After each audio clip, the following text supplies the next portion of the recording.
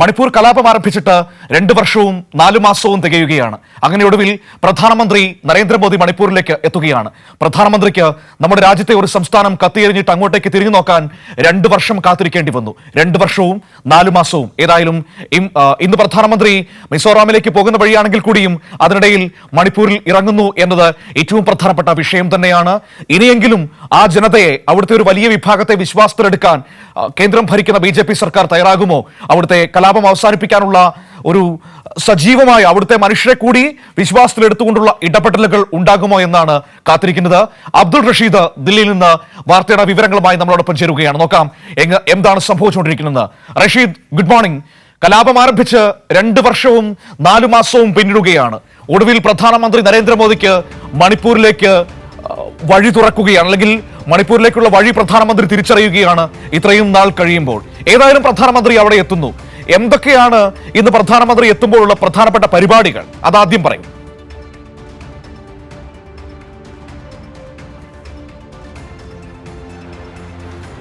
Good morning Manu. Modi സർക്കാർ അധികാരത്തിലേതിനു ശേഷം പ്രധാനമന്ത്രി നരേന്ദ്രമോദി നേരിട്ട് തന്നെ രാജ്യത്തെ ഒരു ചരിത്രം കുറിക്കുന്നു എന്ന് വളരെ ആക്ഷേപഹാസ്യത്തോടു കൂടിയാണ് ഇന്ന് രാവിലെ സംസാരിക്കേണ്ടി വരുന്നത്. എന്തായാലും 2023 മെയ് മാസത്തിൽ പൊട്ടിപ്പുറപ്പെട്ടിട്ടുള്ള കലാപത്തിന് ശേഷം അതിൻ്റെ മുറിവ് ഇപ്പോഴും ഉണങ്ങിയിട്ടില്ല. 2 വർഷവും 4 മാസവും പിന്നിടുമ്പോൾ മാത്രമാണ് പ്രധാനമന്ത്രി നരേന്ദ്രമോദി ഇന്ന് മണിപ്പൂരിൽ സന്ദർശനം നടത്തുന്നത്. എന്തായാലും ഇന്ന് രാവിലെ ഉച്ചയ്ക്ക് 12 മണിയോട് കൂടിയായിരിക്കും അദ്ദേഹം മണിപ്പൂരിലെ 2 ഇടങ്ങളിൽ സന്ദർശിക്കുക. മിസോറാമിലെ ഒരു റെയിൽവേ പാത ഉദ്ഘാടനവുമായി ബന്ധപ്പെട്ടാണ് അദ്ദേഹം ഈ യാത്ര നടത്തുന്നത്. ഇതിന് പിന്നാലെയാണ് മണിപ്പൂർ അടക്കമുള്ള സംസ്ഥാനങ്ങൾ സന്ദർശിക്കാനുള്ളൊരു നീക്കം പ്രധാനമന്ത്രിയുടെ ഭാഗത്ത് നിന്ന് ഉണ്ടാവുകയും ചെയ്തിട്ടുള്ളത്. എന്തായാലും ഇന്ന് 12:30 കൂടി അദ്ദേഹം ചുരാചന്ദ്പൂരിൽ എത്തുകയും പിന്നീട് പൊതുസമ്മേളനത്തിൽ അഭിസംബോധന ചെയ്യുകയും ചെയ്യും. ഈ മേഖലയിൽ 7200 കോടി രൂപയുടെ ചില പ്രഖ്യാപനങ്ങളും അതോടൊപ്പം പദ്ധതികളുടെ ഉദ്ഘാടനം നടത്തുകയും ചെയ്യും. പിന്നീട്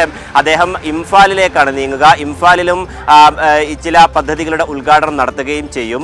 അതേസമയം ഈ ദുരിതാശ്വാസവുമായി ബന്ധപ്പെട്ടും അതോടൊപ്പം അക്രമത്തിന് ഇരയായവരുമായി ബന്ധപ്പെട്ടൊക്കെ തന്നെ ഉള്ള എന്തെങ്കിലും പദ്ധതികളോ അല്ലെങ്കിൽ വാഗ്ദാനങ്ങളോ നൽകുമോ എന്നുള്ളതാണ് രാജ്യം ഇപ്പോൾ ഉറ്റുനോൽക്കുകയും ചെയ്യുന്നത്. എന്തായാലും 2 വർഷത്തിന് ശേഷം പ്രധാനമന്ത്രി മണിപ്പൂരിൽ എത്തുമ്പോൾ വെറും 4 മണിക്കൂർ മാത്രമാണ് ചിലവഴിക്കുന്നത് എന്നുള്ളതും ഏറെ ദൗർഭാഗ്യകരമായി തന്നെ നിലനിൽക്കുന്ന സാഹചര്യമാണ്. എന്തായാലും ഇന്ന് ഉച്ചയോടുകൂടി അദ്ദേഹം മണിപ്പൂർ സന്ദർശനം നടത്തുമെന്നുള്ളതാണ് മനസ്സിലാക്കാൻ സാധിക്കുന്നത്. അതീവ സുരക്ഷ തന്നെയാണ് അദ്ദേഹത്തിൻ്റെ ഈ സന്ദർശനവുമായി ബന്ധപ്പെട്ട് ഏർപ്പെടുത്തിയിട്ടുള്ളത്. പ്രധാനമായും കഴിഞ്ഞ ദിവസങ്ങളിലടക്കം വലിയ സംഘർഷം ചുരാചന്ദ്പൂരിലും ഇംഫാലിൻ്റെ ചില മേഖലകളിലും ഉണ്ടായിരുന്നു. ചില പ്രത്യേക സംഘടനകളൊക്കെ തന്നെയും അദ്ദേഹത്തിൻ്റെ സന്ദർശനം ബഹിഷ്കരിക്കണമെന്ന് ആഹ്വാനം ചെയ്തിട്ടുണ്ട്. അതോടൊപ്പം ബന്ദ് നടത്തണം എന്നതടക്കമുള്ള ചില നീക്കത്തിലേക്ക് തന്നെയാണ് ചില സംഘടനകൾ മുന്നോട്ട് വരികയും ചെയ്തിട്ടുള്ളത്. പ്രത്യേകിച്ചും ഈ അക്രമം വലിയ രൂക്ഷമായി തന്നെ മുന്നോട്ട് പോകുന്ന സാഹചര്യമാണ് ഉണ്ടായിട്ടുള്ളത്. 2023 മെയ് മാസത്തിന് ശേഷം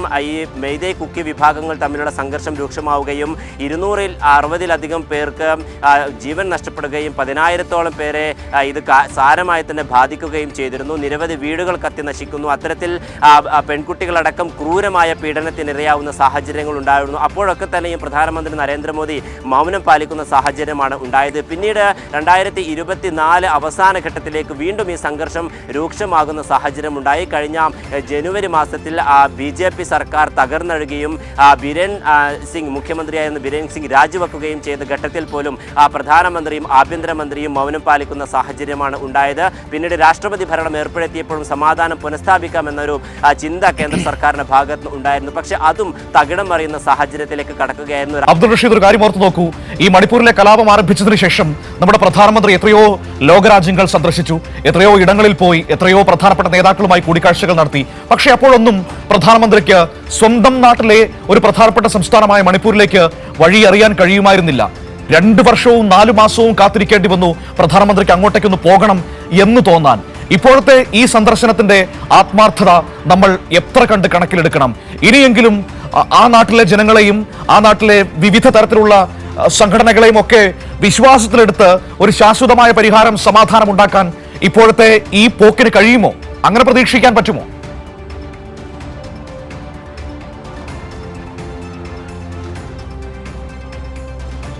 മനു, തീർച്ചയായും അങ്ങനെ ഒരു പ്രതീക്ഷ പുലർത്താൻ കഴിയുമോ എന്നതിൽ വലിയ സംശയം അല്ലെങ്കിൽ വലിയ ചോദ്യചിഹ്നമായി തന്നെ അത് തുടരുകയാണ്. കാരണം 2 വർഷത്തിന് ശേഷം അദ്ദേഹം മണിപ്പൂരിൽ എത്തുമ്പോൾ പോലും അത് 2 പൊതുസമ്മേളനങ്ങൾ മാത്രം അഭിസംബോധന ചെയ്യാനും ചില പദ്ധതികളുടെ ഉദ്ഘാടനത്തിനും വേണ്ടി മാത്രമാണ്. 4 മണിക്കൂർ മാത്രമാണ് അദ്ദേഹം ഈ സംസ്ഥാനത്ത് ചിലവഴിക്കുകയും ചെയ്യുക. ഈ 4 മണിക്കൂറിനിടയിൽ എത്ര സമയമായിരിക്കും ഈ ആളുകളുമായി ബന്ധപ്പെട്ട സംസാരിക്കാനും അതോടൊപ്പം അവരുടെ സങ്കടങ്ങൾ കേൾക്കാനും പ്രധാനമന്ത്രി നരേന്ദ്രമോദി തയ്യാറാവുക എന്നുള്ളത് ഏറെ നിർണായകമായിട്ടുള്ളതാണ്. അദ്ദേഹത്തിന് വലിയ സുരക്ഷയടക്കം ഒരുക്കിയിട്ടുള്ള സാഹചര്യമാണ് ഉള്ളത്. ഈ ഒരു ഘട്ടത്തിൽ എത്രത്തോളം അദ്ദേഹത്തിൻ്റെ യാത്രയും അതോടൊപ്പം സന്ദർശനവും മണിപ്പൂരിലെ ജനതയ്ക്ക് ഗുണകരമാകും എന്നുള്ള വലിയ ചോദ്യം ചിഹ്നം ഇപ്പോഴും നിലനിൽക്കുകയാണ്. എന്തായാലും 2 വർഷത്തിന് ശേഷമാണ് അദ്ദേഹം മണിപ്പൂരിൽ എത്തുന്നത്. അപ്പോഴും പ്രായോഗികമായിട്ടുള്ള ചില പദ്ധതികളുടെ ഉദ്ഘാടനം എന്നല്ലാതെ ഏതെങ്കിലും തരത്തിലുള്ള ഒരു പ്രഖ്യാപനത്തിലേക്ക് അല്ലെങ്കിൽ സമാധാന അന്തരീക്ഷം പുലർത്താനുള്ള ചില ചർച്ചകളിലേക്ക് ഒന്നും തന്നെ പ്രധാനമന്ത്രി മുന്നോട്ട് വരുന്നില്ല എന്നുള്ളതും ഏറെ ദൗർഭാഗ്യകരമാണ്. BJP സർക്കാർ വലിയ പ്രതിഷേധം BJP സർക്കാരിനെതിരെ വലിയ പ്രതിഷേധമുണ്ടാകുന്ന സാഹചര്യമുണ്ടായിരുന്നു. പിന്നീട് BJP MLA-മാരടക്കം രാജിവെക്കുകയും അതോടൊപ്പം ഇത്തരത്തിൽ കേന്ദ്ര സർക്കാരിനെതിരെ രൂക്ഷമായി രംഗത്തെത്തുകയും ചെയ്യുന്ന സാഹചര്യമുണ്ടായിരുന്നു. അപ്പോഴും പ്രധാനമന്ത്രി മൗനം പാലിക്കുകയായിരുന്നു. എന്തായാലും ഇന്ന് എത്തുന്ന സന്ദർശനം ഏറെ നിർണായകമായിട്ടുള്ളതാണ്. അതേസമയം പ്രത്യേകിച്ച് ഏതെങ്കിലും തരത്തിലുള്ള ചർച്ചകൾക്കോ അല്ലെങ്കിൽ അത്തരം നീക്കം കേന്ദ്ര സർക്കാരിൻ്റെ ഭാഗത്തുനിന്നോ പ്രധാനമന്ത്രിയുടെ ഭാഗത്തുനിന്നോ ഉണ്ടാവും എന്നുള്ളതിൽ യാതൊരുവിധ വ്യക്തതയുമില്ല. കാരണം 4 മണിക്കൂർ മാത്രമായിരിക്കും അദ്ദേഹം ഈ മേഖലയിൽ ഉണ്ടായിരിക്കുക. ഇംഫാലിലും ചുരാചന്ദ്പൂരിലും 2 ഇടങ്ങളിൽ അഭിസംബോധന ചെയ്തുകൊണ്ട് അദ്ദേഹം സംസാരിക്കുകയും ചെയ്യും. പിന്നീട് അസം അടക്കമുള്ള സംസ്ഥാനങ്ങളിലേക്ക് അദ്ദേഹം യാത്ര തുടരുകയും ചെയ്യും. എന്തായാലും ഈ യാത്രയുടെ ഒരു ഇടവേള എന്നുള്ള നിലക്കാണ് അദ്ദേഹം ഈ മണിപ്പൂർ സന്ദർശനത്തിനെ കാണുന്നത് എന്നുള്ള ചില ആരോപണങ്ങൾ കൂടി വരുന്നുണ്ട്. കാരണം മാനു നേരത്തെ സൂചിപ്പിച്ചതുപോലെ തന്നെ വിവിധ രാജ്യങ്ങൾക്കിടയിൽ 2 വർഷത്തിനിടെ വിവിധ രാജ്യങ്ങൾക്കിടയിൽ അദ്ദേഹം പോവുകയും രാജ്യത്തിനകത്ത് വിവിധ സംസ്ഥാനങ്ങളിലേക്ക് കേരളത്തിലേക്ക് അടക്കം ഇവിടെ പാടി നടക്കുന്നുണ്ടായിരുന്നല്ലോ അബ്ദുൾ റഷീദ്. ഒരു പ്രധാനപ്പെട്ട വിഷയം എന്ന് വെച്ചാൽ ഇവിടെ പാടി നടക്കുന്നുണ്ടായിരുന്നല്ലോ ഈ യുക്രൈൻ റഷ്യ യുദ്ധം അവസാനിപ്പിക്കാൻ വരെ പ്രധാനമന്ത്രി ഇടപെട്ടു, പ്രധാനമന്ത്രിയുടെ വാക്കുകൾക്ക് വലിയ വില അവർ നൽകി എന്ന് പറഞ്ഞുകൊണ്ട് സംഘപരിവാർ BJP അനുകൂലികൾ വലിയ തോതിൽ പ്രചരിപ്പിക്കുന്നുണ്ടായിരുന്നല്ലോ. എന്തുകൊണ്ടാണ് ആ പ്രധാനമന്ത്രിക്ക് സ്വന്തം നാട്ടിൽ ഒരു സംസ്ഥാനം കത്തിയെറിഞ്ഞപ്പോൾ ആ കലാപം അവസാനിപ്പിക്കാൻ കഴിയാതെ പോയത്? ഒരു വാക്കുകൊണ്ട് പോലും ആ മനുഷ്യർക്കൊരു സ്വാതന്ത്ര്യമേകാൻ കഴിയാതെ പോയത്? ആ ചോദ്യം എന്തുകൊണ്ടാണ്? ആ ചോദ്യത്തിന് എന്തുകൊണ്ടാണ് BJPക്കോ സംഘപരിവാർ അനുകൂല ഈ പാടി പുകഴ്ത്തുകാർക്കോ മറുപടി ഇല്ലാത്തത്? ഇന്നലെ ഡോക്ടർ ജോൺ ബ്രിട്ടാസ് MP അത് വളരെ കൃത്യമായി ചോദിക്കുന്നുണ്ടായിരുന്നല്ലോ. ഈ നാട്ടിലെ പ്രതിപക്ഷത്തെ, ഇവിടുത്തെ മറ്റു രാഷ്ട്രീയ കക്ഷികളെ, ജനങ്ങളെ വിശ്വാസത്തിലെടുക്കാൻ ഇനിയെങ്കിലും പ്രധാനമന്ത്രി തയ്യാറാകുമോ എന്ന്. ഏറെ പ്രധാനപ്പെട്ട കാര്യം തന്നെയാണത്. കഴിഞ്ഞ വർഷങ്ങളിലെ ലോക്സഭാ സമ്മേളനത്തിലും ഈ വർഷം നടന്നിട്ടുള്ള ലോക്സഭാ സമ്മേളനങ്ങളിലൊക്കെ തന്നെയും ഈ വിഷയം പ്രതിപക്ഷം കാര്യമായി തന്നെ ഉയർത്തുന്ന സാഹചര്യം ഉണ്ടായിരുന്നു. കഴിഞ്ഞ ലോക്സഭാ സമ്മേളനത്തിൽ വിവിധ ദിവസങ്ങൾ ഇതിനോടകം തന്നെ ഈ വിഷയത്തെ ചൊല്ലി സ്തംഭിക്കുന്ന സാഹചര്യം ഉണ്ടായിരുന്നു. എന്തായാലും പ്രതിപക്ഷം ഒന്നടങ്കം നേരത്തെ തന്നെ പ്രധാനമന്ത്രി പ്രത്യേക സമിതിയെ രൂപീകരിക്കുകയും മണിപ്പൂർ സന്ദർശനം നടത്തുകയും സമാധാന അന്തരീക്ഷം പുനഃസ്ഥാപിക്കാനുള്ള നടപടികൾ എടുക്കണമെന്നുള്ള കാര്യം ആവശ്യപ്പെടുകയും ചെയ്തിരുന്നു. പക്ഷേ ആഭ്യന്തര മന്ത്രാലയവും പ്രധാനമന്ത്രിയും അത് നിരാകരിക്കുന്ന ഒരു സമീപനമായിരുന്നു. അതിനോട് തീർത്തും ഇത്തരത്തിൽ മൗനം പാലിക്കുന്ന സാഹചര്യമാണ് എന്തായാലും പ്രധാനമന്ത്രിയുടെ ഭാഗത്ത് നിന്ന് ഉണ്ടാവുകയും ചെയ്തിട്ടുള്ളത്. ഇന്ന് അദ്ദേഹം പങ്കെടുക്കുമ്പോൾ ഏറ്റവും പ്രധാനപ്പെട്ട ചോദ്യം അത് തന്നെയാണ്.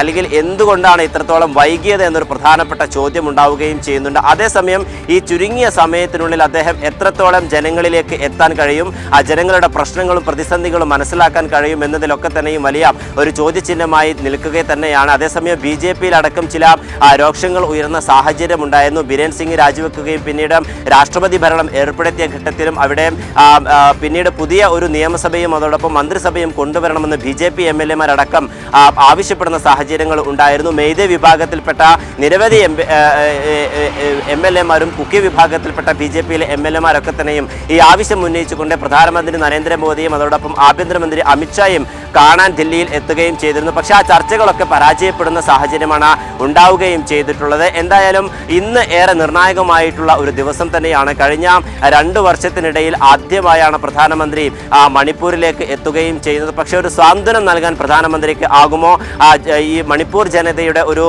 സങ്കടങ്ങൾ അകറ്റാൻ പ്രധാനമന്ത്രിക്ക് ആകുമോ എന്നതടക്കമുള്ള ചോദ്യങ്ങൾ ഇപ്പോഴും തുടരുകയാണ്. എന്തായാലും 12 മണിയോട് കൂടിയായിരിക്കും അദ്ദേഹം മണിപ്പൂരിലെത്തുക. 2 ഇടങ്ങളിൽ മണിപ്പൂരിലെ സന്ദർശനം നടത്തുകയും ചെയ്യും. അതേസമയം ഈ അദ്ദേഹത്തിൻ്റെ ഈ സന്ദർശനം ബഹിഷ്കരിക്കാനുള്ള നീക്കം ചില സംഘടനകളുടെ ഭാഗത്ത് നിന്ന് ഉണ്ടാവുകയും ചെയ്യുന്നുണ്ട്. ഇതിൻ്റെ പശ്ചാത്തലത്തിൽ അതീവ സുരക്ഷ ഒരുക്കിക്കൊണ്ട് തന്നെയാണ് ഇപ്പോൾ പ്രധാനമന്ത്രിയുടെ സന്ദർശനം നടക്കുന്നത്.